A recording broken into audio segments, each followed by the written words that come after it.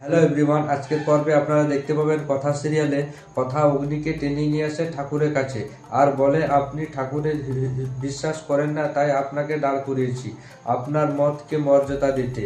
কিন্তু আজ সত্যটা জানতে চাই পাচক মশাই, বাচ্চা দুটো কি বলছে?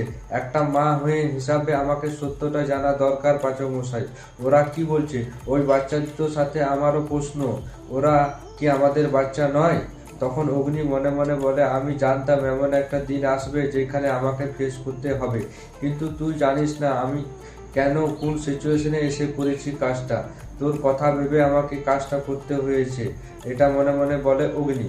তখন কথা বলে চুপ করে আছেন কেন? সত্যিটা বলুন পাচক মশাই, আপনি কেন বুঝতে পারছেন না? আমার বুকের ভিতরটা ছারখার হয়ে যাচ্ছে, বাচ্চা দুটো কান্না করছে, বলুন সত্যিটা।